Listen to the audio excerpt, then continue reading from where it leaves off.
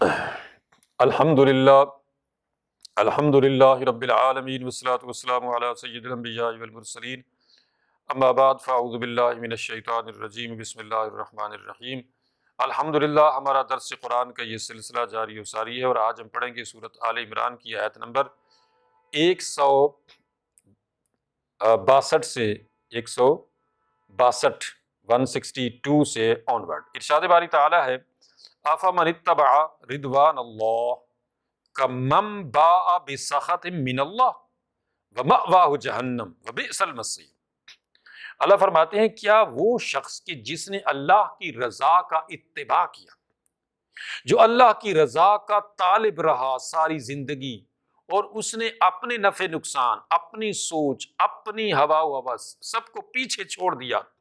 سب کو بھول گیا، صرف اللہ کی رضا کے پیچھے چلا، صرف اللہ کو راضی کرنے کے لیے اس نے سارے کام کیے، اس نے کسی چیز کی پرواہ نہیں کی، کوئی چیز بھی جاتی ہے تو جائے، جان جائے، مال جائے، اولاد جائے، کچھ بھی جائے تو جائے، مگر اللہ کی رضا مجھ سے نہ چینی جائے، اللہ مجھ سے ناراض نہ ہو۔ اب اس کے لیے اس نے ساری زندگی گزار دی، سب چیزوں کو پیچھے چھوڑ کے صرف اللہ کی رضا کے پیچھے چلا، تو کیا کمن باء بسخط من اللہ، یہ اس جیسا ہو جائے گا جس نے اللہ کو ناراض کر دیا۔ مطلب وہ شخص کہ جو اللہ کی رضا کا طالب ہے، اور وہ شخص جو دنیا کا طالب ہے، اور وہ دنیا کی طلب میں اللہ کی اس نے کوئی پرواہ نہیں کی، اللہ اس سے راضی ہو ناراض ہو اس کا اس نے کوئی پرواہ نہیں کیا، کوئی کبھی اس کے دل میں یہ خیال نہیں آیا کہ میں جو کچھ کر رہا ہوں کیا اللہ تعالیٰ ناراض تو نہیں ہو جائے گا، تو یہ اس نے کبھی اس کا خیال نہیں کیا، تو کیا یہ دونوں برابر ہو جائیں گے؟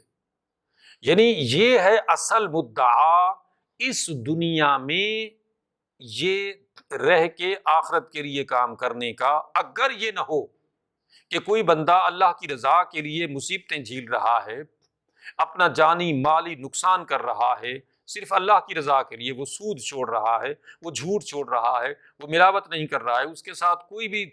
ظلم زیادتی کرتا ہے وہ برداشت کر رہا ہے، اور وہ صرف اللہ کی رضا کا طالب ہے، اور اس معاملے میں کوئی بھی اس کو مسئلہ پیش آتا ہے وہ صبر سے کام لیتا ہے کہ آخرت اس کی سنور جائے، اس کو جنت مل جائے، وہ قبر کے عذاب سے بچ جائے، وہ جہنم کے عذاب سے بچ جائے۔ اور ایک بندہ ہے جو ان ساری چیزوں کی کوئی پرواہ نہیں کرتا ہے، اس کو بس دنیا چاہیے،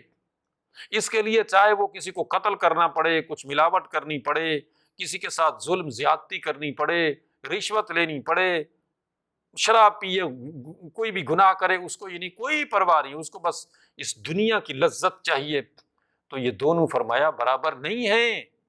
وَمَأْوَاهُ جہنم، اللہ تعالیٰ نے ایسے بندے کا ٹھکانہ جہنم بنایا ہے جو اللہ سے بے پرواہ ہو کر زندگی گزارتا ہے، جس نے اللہ کو دنیا میں ناراض کر دیا، اس نے اپنے لیے جہنم کو ٹھکانہ بنا لیا۔ وبئس المصیر، اور یہ بہت ہی برا ٹھکانہ اور مقام ہے۔ ہم درجات عند اللہ، چونکہ پیچھے جو بیان چلا رہا ہے وہ ہے غزوہ احد کا، اور اس احد کے میدان میں جو 300 لوگ نکلے تھے نا باہر منافقین کے، اور وہ مسلمانوں کو بار بار یہ تانے دے رہے تھے کہ تم لوگ دیکھو نا، گئے نا دشمن کے مقابلے میں تو مارے گئے نا تمہارے 70 لوگ، تو نہ جاتے تو تم اپنی بیویوں کو بیوہ نہ بناتے یہ لوگ، اور تم یہ اپنے بچوں کو یتیم نہ کرتے۔ تو اللہ نے فرمایا کہ یاد رکھو کہ جو لوگ اللہ کی رضا کے لیے اپنی جان کی، مال کی، کسی چیز کی پرواہ نہیں کرتے، صرف پرواہ کرتے ہیں تو اللہ کی رضا کی پرواہ کرتے ہیں، تو یہ لوگ ہم درجات عند اللہ، ان کا مرتبہ ہے اللہ کے ہاں۔ ورنہ اگر تم لوگ 100 سال بھی جی لیو اور یہاں پہ 100 سال تک مزے اڑاتے پھرو، لگژری لائف گزار لو، کیا ہوگا اس سے؟ مرنے کے بعد تمہیں وہ پروٹوکول نہیں ملنے والا اللہ کے حضور جو ان لوگوں کو ملنے والا ہے کہ جنہوں نے تھوڑی زندگی گزاری، مشکل گزاری، جلدی ان کو موت آ گئی، شہادت کی موت آ گئی، یا جو بھی مشکلات ان کو پیش آئیں ان کو فیس کیا، مگر اللہ کو ناراض نہیں کیا، تو ان کا درجہ اللہ کے ہاں بہت بلند ہے تم سے۔ واللہ بصیر بما یعملون، اللہ تعالیٰ کو سب پتہ ہے، اللہ کو سب معلوم ہے کہ جو کچھ بھی یہ لوگ کر رہے ہیں، یعنی اللہ کے سامنے ہے سارا معاملہ، اللہ سے کوئی نہیں چھپ سکتا ہے۔ لقد من اللہ علی المؤمنین اذ بعث فیہم رسولا۔ اب اللہ رب العزت نے ارشاد فرمایا کہ اللہ تعالی نے مومنوں پر یہ احسان فرمایا ہے کہ ان میں محمد صلی اللہ علیہ وسلم جیسا رسول مبعوث فرمایا۔ حالانکہ رسول تو اللہ تعالیٰ نے اس سے پہلے بھی ہر قوم کے پاس بھیجے ہیں یکے بعد دیگرے، لیکن کیا ایسی بات ہے کہ محمد صلی اللہ علیہ وسلم کو جب مبعوث فرمایا تو احسان جتلایا کہ میں نے اے امت محمد صلی اللہ علیہ وسلم تمہارے اندر یہ رسول جو مبعوث کیا ہے نا محمد صلی اللہ علیہ وسلم، تو میں نے تم پر احسان کیا ہے۔ وجہ یہ ہے کہ قیامت کے دن جب سارے رسولوں کے پاس لوگ جائیں گے نا اور یہ عرض کریں گے کہ آپ ہماری سفارش کیجیے اللہ کی بارگاہ میں کہ اللہ اس مسئلے کو حل کرے، یہ جو اجتماعی طور پہ ہم سب مصیبت میں مبتلا ہیں قیامت کی اس ہولناکی میں کہ اللہ حساب شروع کرے اور اس مصیبت سے اور اس دہشت سے ہمیں جو ہے وہ نجات ملے، تو سارے نبی فردن فردن یہی کہیں گے کہ اذهبوا الی غیری، یعنی تم میرے علاوہ کسی اور کے پاس جاؤ، میں تمہارا یہ کام نہیں کر سکتا۔ آخر جب لوگ جو ہیں وہ حضرت عیسیٰ علیہ السلام کے پاس آئیں گے تو عیسیٰ علیہ السلام یہ فرمائیں گے کہ تم محمد صلی اللہ علیہ وسلم کے پاس جاؤ، وہ تمہارا یہ کام کریں گے، یعنی وہ اللہ کی بارگاہ میں تمہاری سفارش پیش کریں گے۔ تو جب نبی کریم صلی اللہ علیہ وسلم کی بارگاہ میں لوگ حاضر ہوں گے تو آپ صلی اللہ علیہ وسلم ارشاد فرمائیں گے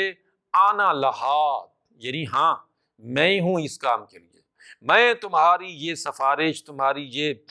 فریاد جو ہے اللہ کی بارگاہ میں پیش کرتا ہوں، تو اس کے لیے یعنی اللہ نے مجھے چنا ہے، لہٰذا اللہ رب العزت کی بارگاہ میں ہماری سفارش، یعنی یہ اجتماعی جو ایک سفارش ہوگی، شفاعت ہوگی سارے انسانوں کے لیے، اللہ کی بارگاہ میں سب سے پہلے نبی کریم صلی اللہ علیہ وسلم فرمائیں گے۔ تو یہ ہے، اور اس طرح کی بہت ساری دیگر اور ایسی چیزیں ہیں کہ جن کی بنا پہ نبی کریم محمد مصطفیٰ صلی اللہ علیہ وسلم کا امتی ہونا ہمارے لیے کتنا بڑا رتبہ اور مقام ہے، جس کی بنا پہ اللہ نے یہ آیت نمبر 164 آل عمران کی میں یہ فرمایا کہ من اللہ علی المؤمنین اذ بعث فیہم رسول، کہ اللہ نے تو احسان کیا ہے مومنوں کے اوپر کہ ان میں محمد صلی اللہ علیہ وسلم جیسا یہ رسول مبعوث فرمایا ہے۔ اور پھر فرمایا کہ یتلو علیہم آیاتہ ویزکیہم ویعلمہم الکتاب والحکمہ،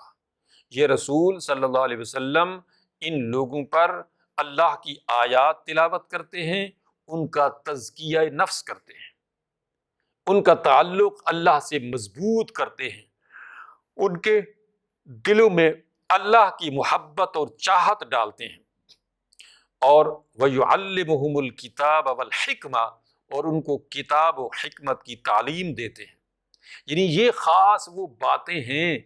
اگرچہ یہی سارے کام دیگر انبیاء علیہ السلام بھی کرتے رہے ہیں،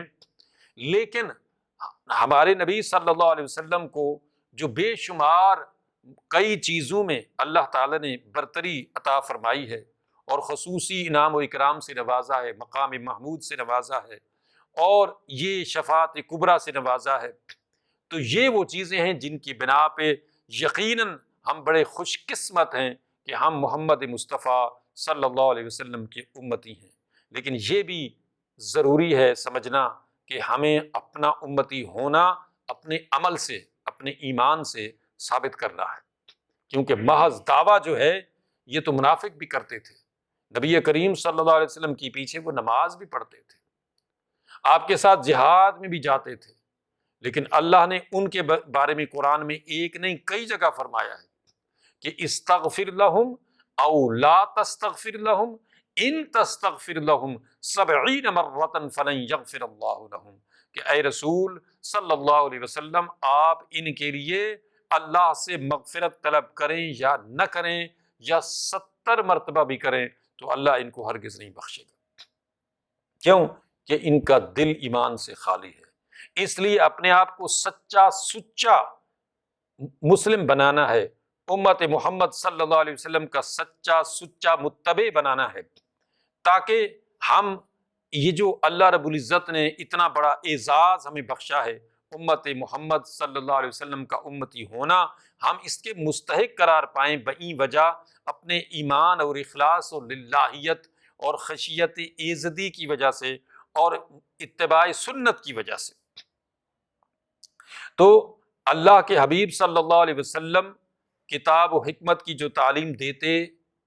رہے، اور یہ کتاب و حکمت کی تعلیم قرآن و سنت کی صورت میں جو آپ چھوڑ گئے، جس کے بارے میں آپ نے فرمایا تھا کہ ترکت فیکم امرین، کہ میں تمہارے اندر دو معاملے، دو چیزیں چھوڑے جا رہا ہوں، جب تک تم ان کو تھامے رہو گے، مطلب ان کو پڑھتے سمجھتے عمل کرتے رہو گے، تو کبھی گمراہ نہیں ہوگے۔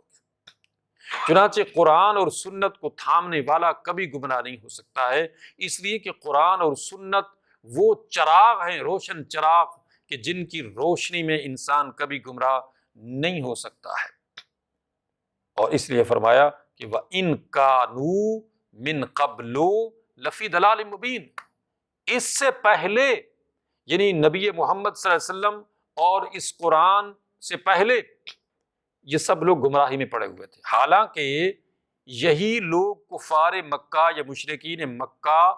دعوے دار تھے اس بات کے کہ وہ حضرت ابراہیم علیہ السلام کی نہ صرف نسل سے ہیں، اولاد میں سے ہیں، بلکہ وہ ان کے امتی ہیں، ان کے متبع ہیں، یعنی ان کے امتی ہیں۔ اور یہی وجہ ہے کہ وہ خانہ کعبے کا حج بھی کرتے تھے اور عمرہ بھی کرتے تھے، اس میں دعائیں بھی مانگتے تھے، اس میں عبادت بھی کرتے تھے، اور باہر سے آنے والے حاجیوں اور عمرہ کرنے والوں اور عبادت کرنے والوں کی خدمت کرنا، فری میں ان کو کھانا پینا رہنا سارا کچھ فری میں دینا اپنے لیے بہت بڑی سعادت سمجھتے تھے۔ لیکن اس کے باوجود وہ مشرک اس لیے کہلائے یا کافر اس لیے کہلائے کہ انہوں نے دین ابراہیمی کو بدل دیا تھا، جس طرح یہودیوں نے، عیسائیوں نے، اسی طرح سے ان مشرکین نے بھی، مشرکین مکہ نے بھی دین ابراہیمی کے اندر اپنی چیزیں جو ہے وہ ایڈ کر دی تھیں، اور یہی وجہ تھی کہ انہوں نے 360 بت تو خانہ کعبہ میں رکھے ہوئے تھے۔ تو اس لیے اللہ نے فرمایا کہ دعوے دار تو ضرور تھے یہ ابراہیم علیہ السلام کی امتی ہونے کے، لیکن من قبل لفی ضلال مبین، اس سے پہلے یہ بالکل یہ سارے لوگ جو ہیں وہ کھلی گمراہی میں تھے۔ تو اللہ رب العزت نے ان کے اوپر یہ احسان کیا کہ ان کے اندر محمد صلی اللہ علیہ وسلم جیسا نبی مبعوث فرمایا، اور پھر فرمایا کہ اولما اصابتکم مصیبۃ قد اصبتم مثلیہا قلتم ان ھذا۔ اب رہی یہ بات مسلمانوں کو پھر مخاطب کیا جا رہا ہے، خاص کر جو غزوہ احد میں مصیبت اٹھا چکے تھے، ان کے 70 لوگ شہید ہو چکے تھے اور ان کے بڑی تعداد میں لوگ زخمی ہو چکے تھے، خود نبی کریم صلی اللہ علیہ وسلم بھی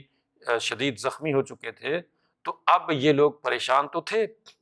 تو اللہ نے فرمایا کہ تم پریشان ہو نا کہ تم نے اس مصیبت اٹھائی، مصیبت تو تم نے اٹھائی اپنی غلطی کی وجہ سے،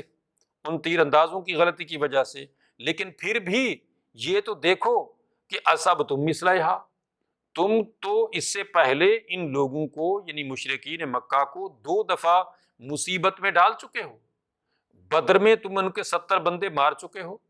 احد کے اندر بھی شروع میں تم نے ان کو بھگا دیا تھا اور وہ بھاگ چکے تھے، تم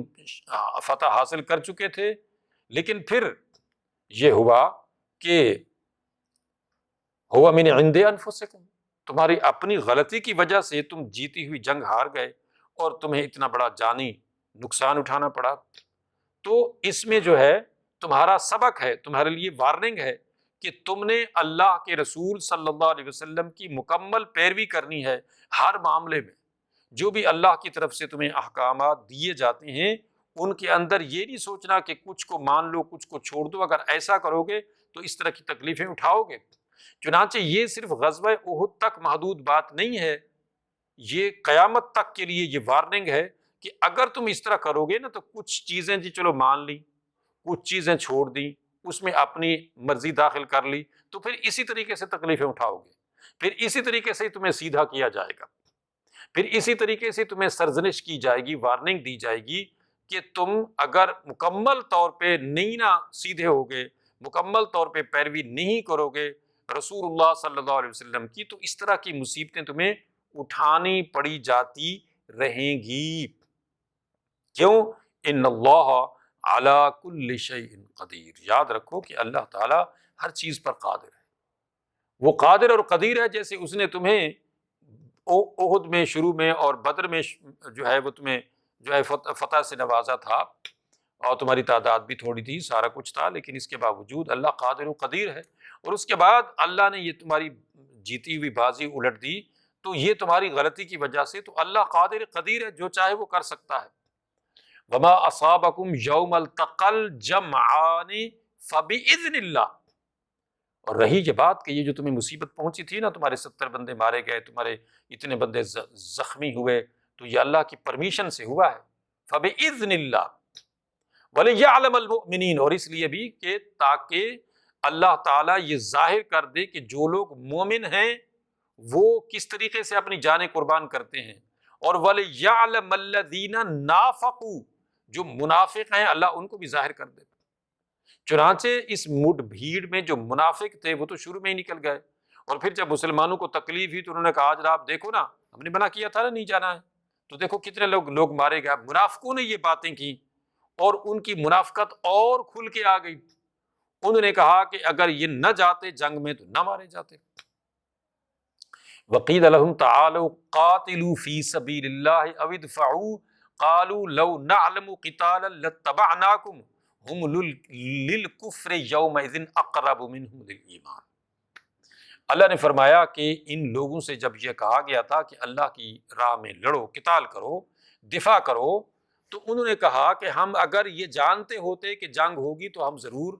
آتے، یعنی اب وہ محض باتیں بنانے لگے۔ اللہ نے فرمایا ہم للکفر یومئذ اقرب من الایمان، یعنی یہ اس دن جب یہ اس طرح کی باتیں بنا رہے تھے، باتیں کر رہے تھے، تو یہ ایمان سے زیادہ کفر کے قریب تھے، مطلب یہ کافرانہ باتیں کر رہے تھے۔ یقولون بافواہہم ما لیس فی قلوبہم، یہ اپنے منہ سے وہ باتیں کر رہے تھے جو ان کے دل میں نہیں تھی، مطلب دل جو ہے اس کی نفی کر رہا تھا، منہ سے جو ہے وہ اپنے جہاد میں جانے کی اور اس میں شریک ہونے کی باتیں بنا رہے تھے، دل جو ہے اس کی نفی کر رہا تھا، دل نہیں مان رہا تھا۔ واللہ اعلم بما یکتمون، اللہ کو تو پتہ ہے نا جو یہ چھپا رہے تھے۔ اللہ سے کیسے چھپ سکتے تھے؟ اللہ سے کیسے اپنے آپ کو چھپا سکتے تھے یہ منافق؟ اب یہ کتنی ہی باتیں کر لیں، اللہ تعالیٰ نے تو آیات نازل کر کے اپنے رسول صلی اللہ علیہ وسلم کو یہ آگاہ فرما دیا کہ یہ لوگ اس طرح کی باتیں جو بنا رہی ہیں یہ محض جھوٹ بول رہی ہیں، یہی لوگ منافق ہیں کہ یہ اپنا ہمدردی جتانے کے لیے، اپنا اسلام جتانے کے لیے، اپنا ایمان بتانے کے لیے یہ ساری باتیں بنائیں گے کہ جناب ہم تو ضرور شامل ہوتے ہیں، ہم تو یہ اور وہ، اس طرح کی باتیں بنا کے، لیکن ما لیس فی قلوبہم، یہ جو باتیں ان کے منہ سے نکل رہی ہے نا، یہ ان کے دل سے نہیں نکل رہی ہے، یہ محض ان کا دکھاوا ہے، ریاکاری ہے، اور یہ ہے منافق کی علامت کہ وہ اپنے ایمان کو بتانے جتانے کے لیے اس طرح کی باتیں بناتا ہے تاکہ وہ اپنا آپ یہ ظاہر کر سکے کہ صاحب کیا بات ہے، یہ بیچارہ تو کسی وجہ سے پیچھے رہ گیا، ورنہ تو یہ بڑا پکا مسلمان ہے، بڑی باتیں کر رہا ہے یہ۔ تو اس لیے اللہ نے فرمایا کہ واللہ اعلم بما یکتمون، اللہ کو ان کا پتہ ہے جو یہ چھپا رہے ہیں نا، اللہ سے تو نہیں چھپ سکتے۔ الذین قالوا لاخوانہم وقعدوا لو اطاعونا ما قتلوا قل فادرؤوا عن انفسکم الموت ان کنتم صادقین۔ اللہ نے فرمایا کہ یہ لوگ تھے نا جو کہہ رہے تھے اپنے بھائیوں کے بارے میں کہ اگر یہ بھی ہمارے ساتھ یہیں بیٹھ رہتے، جنگ میں نہ جاتے اور ہمارے ساتھ ہی ہو لیتے تو ما قتلوا، نہ قتل کیے جاتے۔ قل فادرؤوا عن انفسکم الموت، اے رسول صلی اللہ علیہ وسلم انہیں فرما دیجئے کہ پھر ایسی بات ہے تو اپنے آپ سے موت کو دور کر دو۔ یعنی یہی بات ہے نا کہ یہ لوگ اس لیے مارے گئے یا موت آ گئی ان کو کہ چونکہ یہ جہاد میں آئے تو جہاد میں آنے کی وجہ سے بیچارے مارے گئے۔ اچھا تم بچ گئے، تم موت سے بچ گئے، تو تم اگر موت سے بچ جاؤ گے یا بچنا چاہتے ہو تو بچا لو اپنے آپ کو موت سے، نہ آئے تمہیں موت۔ ان کو موت پہلے آ گئی تم سے، اور تمہیں 10 دن 20 دن یا مزید کچھ مہینے سال اور جو تم اپنے آپ کو بچا لو گے، تو کتنا بچا لو گے؟ کب تک بچا لو گے موت سے؟ ان کنتم صادقین، اگر تم سچے ہو تو پھر بچا لو نا اپنے آپ کو موت سے۔ یعنی یہ وہ حقیقت ہے جو بتائی جا رہی ہے کہ اگر کوئی انسان جہاد میں آ کے شہید ہو جاتا ہے تو اس کا زندگی کا ڈیوریشن تو اتنا ہی تھا، اور اس نے دل سے یہ چاہا کہ اس کو شہادت ملے یا اللہ کی بارگاہ میں وہ کوئی کاوش کرے، کوئی کوشش کرے، چاہے وہ غازی بنے یا شہید بنے، اس کی ایک کوشش تھی کہ وہ جہاد کرے۔ اب وہ جہاد میں اس کی جان کام آ گئی تو اس کی بھی یہی سوچ تھی کہ اگر وہ کام آ گیا تو اس سے بڑا اور سودا اس کو کیا چاہیے کہ نقد و نقدی جان دی اور جنت لی۔ ان اللہ اشتری من المؤمنین انفسهم واموالهم بان لهم الجنہ، اس نے تو جنت کا ٹکٹ فوراً لے لیا اور گیا۔ اور اب اگر تم کچھ دن، کچھ مہینے یا کچھ سال اور جی بھی لیو تو کیا ہوگا؟ پھر موت سے کب تک بچے رہو گے؟ وَلَا تَحْسَبَنَّ الَّذِينَ قُتِلُوا فِي سَبِيلِ اللَّهِ أَمْوَاتًا، مت گمان کرو ان لوگوں کے بارے میں جو اللہ کی راہ میں قتل ہو گئے ہیں کہ وہ مرے ہوئے ہیں، کہ وہ مردہ ہیں۔ یہاں پہ لفظ ہے تحسبن، تحسبن نون تاکید کے ساتھ، کہ اس کا مطلب ہے ہرگز گمان نہ کرو، بالکل بھی گمان نہ کرو۔ کیا گمان نہ کرو؟ کہ امواتا، وہ مر گئے ہیں، وہ مردہ ہیں۔ کون؟ الذین قتلوا فی سبیل اللہ، وہ لوگ کہ جو اللہ کی راہ میں مار دیے گئے، اللہ کی راہ میں قتل کر دیے گئے، اللہ کی راہ میں شہید کر دیے گئے، ان کے بارے میں لا تحسبن، گمان بھی نہیں کرنا ہے، امواتا کہ وہ مر گئے ہیں، بلکہ احیاء، وہ تو زندہ ہے، عند ربہم یرزقون، اپنے رب کے حضور رزق پاتے ہیں۔ بل احیاء، بلکہ وہ زندہ ہیں، عند ربہم یرزقون، اپنے رب کے حضور رزق پاتے ہیں۔ اور یہ آیت قرآن میں کئی بار آئی ہے، پیچھے بھی پڑھ چکے ہیں، پھر آگے بھی آئے گی کہ وَلَا تَقُولُوا لِمَن يُقْتَلُ فِي سَبِيلِ اللَّهِ أَمْوَاتًا بَلْ أَحْيَاء، یعنی جو لوگ اللہ کی راہ میں قتل ہو جاتے ہیں نا، شہید ہو جاتے ہیں، تو ان کے بارے میں مت کہو کہ وہ مردہ ہے۔ ہاں یہ اور بات ہے، وَلَٰكِن لَا تَشْعُرُونَ، تمہیں ان کی زندگی کا شعور نہیں ہے، ان کو جو حیات جاودانی اللہ کی طرف سے ملی ہے وہ زندگی تم سمجھ نہیں پاؤ گے، ان کو تو ایسی زندگی ملی ہے۔ لہٰذا ان کے بارے میں یہ گمان بھی نہ کرنا کہ وہ مر چکے ہیں، وہ مردہ ہو چکے ہیں، وہ زندہ ہیں رب کے حضور، یرزقون، ان کو خاص رزق دیا جاتا ہے۔ اور پھر یہی نہیں بلکہ فرحین بما آتاہم اللہ من فضلہ، وہ تو جناب اتنے شاداں و فرحاں ہیں، اتنے خوش و خرم ہیں کہ اللہ نے جو کچھ اپنے فضل سے ان کو نوازا ہے نا، اس پہ خوشیاں منا رہے ہیں۔ وَيَسْتَبْشِرُونَ بِالَّذِينَ لَمْ يَلْحَقُوا بِهِم مِّنْ خَلْفِهِمْ، بلکہ مزید برآں یہ کہ وہ اپنے پیچھے رہنے والوں کو یہ خوشخبری سنانا چاہتے ہیں۔ کیا خوشخبری سنانا چاہتے ہیں؟ اللہ خوف علیہم، ان پر کوئی خوف نہیں،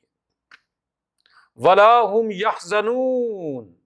وہ بڑے خوش ہیں، ان کو کوئی غم نہیں ہے، کوئی خوف نہیں ہے، کوئی یعنی یہ تو ہوتا ہے نا کہ مر گیا جی وہ بڑا افسوس ہے جی فلان صاحب کا یہ اور یہ وہ، نہیں، ان کو کوئی افسوس نہیں ہے، وہ تو بڑے خوش ہیں۔ کیوں؟ اس لیے کہ یہ زندگی دے کے، یہ عارضی ٹمپریری چند روزہ زندگی دے کے اللہ کی راہ میں ان کو وہ زندگی ملی ہے جو ہمیشہ کی زندگی ہے، جو جنت کی زندگی ہے، جو نعمتوں سے لبریز زندگی ہے جنت کی، ان کو اس زندگی کے بدلے میں جب وہ مل گئی تو اب وہ خوش کیسے نہ ہوں، اب وہ یہ خوشخبری پچھلوں کو کیسے نہ سنائیں۔ تو اللہ تعالیٰ نے ان کی یہ خوشی کی خبر کہ وہ کتنے خوش ہیں وہاں پہ، اللہ نے پچھلوں کو سنائی اپنی اس کتاب کے ذریعے سے کہ وہ تو وہاں یہ خوشیاں منا رہے ہیں، اور یہ منافق ان کے بارے میں یہ کہہ رہے ہیں کہ لو اطاعونا ما قتلوا، اگر یہ بھی ہمارے ساتھ واپس آ جاتے تو نہ قتل ہوتے، نہ مارے جاتے۔ اور رہی ان کی بات تو ان کو یہ کہیے کہ قل فادرؤوا عن انفسکم الموت، ٹال دو نا اپنے آپ کو موت سے، مطلب موت کو اپنے اوپر سے ٹال دو، اپنے آپ کو موت سے بچا لو، ان کنتم صادقین، اگر تم سچے ہو، اگر تم سے یہ ممکن ہے تو اپنے آپ کو موت سے بچا لو۔ مگر ایسا تو ہو نہیں سکتا ہے، اس لیے کہ مرنا تو سب کو ہے، چاہے کوئی جوانی میں مرے، کوئی بڑھاپے میں مرے، کوئی جلدی مرے، کوئی دیر سے مرے، کوئی کسی حال میں مرے، بہرحال موت تو آنی ہے۔ کل نفس ذائقۃ الموت، ہر ایک کو موت کا مزہ چکھنا ہے۔ اور جب کوئی یہاں سے چلا گیا، چاہے وہ 50 سال کی عمر میں جائے، کوئی 25 سال کی عمر میں جائے، کوئی 100 سال کی عمر میں جائے، اس کے لیے یہ برابر ہے کہ وہ کس عمر میں گیا۔ ہاں یہ ضرور ہے کہ اگر لمبی اس کو زندگی ملی اور اس لمبی زندگی سے اس نے آخرت کا سامان کیا تو وارے نہیں آ رہے، لیکن اگر اس لمبی زندگی سے اس نے کوئی آخرت کے لیے کچھ نہیں کیا تو اس کی وہ لمبی زندگی بیکار ہے، سراب ہے، فضول ہے۔ اس نے جب اس لمبی زندگی سے آخرت ہی نہیں کمائی تو کیا۔ لیکن اگر ایک بندے نے تھوڑی زندگی کے اندر ہی، جوانی کے اندر ہی، تھوڑی عمر کے اندر ہی آخرت کما لی، شہید ہو گیا، اللہ کے لیے اپنی جان قربان کر دی اور اس بات کی پرواہ نہیں کی کہ میں جوانی میں مارا جاؤں گا، میں قتل ہو جاؤں گا، میں تو ابھی جوان ہوں، تو اس کو تو صرف یہی سوجا کہ اس نے یہ سوچا کہ یہ زندگی جوانی کی ہو یا بڑھاپے کی ہو یا لمبی ہو یا تھوڑی ہو، اس کی حیثیت نہیں ہے، اس کے مقابلے میں یہ زندگی دے کے جو آخرت کی زندگی ملنی ہے نا، اصل تو وہ زندگی ہے۔ تو اس کے لیے جب اس نے کوشش کی، تگ و دو کی، تو وہ اصل چیز ہے۔ اور وہ جب وہاں پہنچ گیا، وہ چاہے یہاں اس دنیا میں کتنا بھی مشکلات سے دو چار ہو کے، قتل ہو کے، شہید ہو کے وہاں پہنچا، لیکن وہاں پہنچ کے وہ پچھلوں کو یہ خوشخبری سنا رہا ہے کہ میں تو ادھر بہت خوش ہوں، ہمارے اوپر کوئی خوف نہیں، کوئی غم نہیں، کوئی ملال نہیں، کوئی افسوس نہیں، اور خوشی ہے اس بات کی کہ ہمیں اللہ تعالی نے اس زندگی کے بدلے میں یہاں کیسی زندگی دے دی،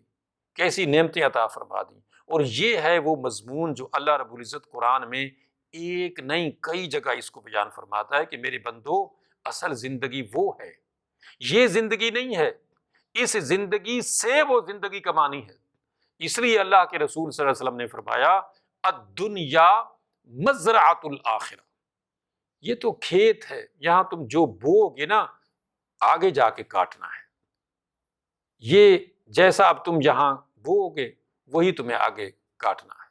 اللہ تعالیٰ سمجھنے عمل کرنے کی توفیق عطا فرمائے۔ وآخر دعوانا ان الحمد للہ رب العالمین۔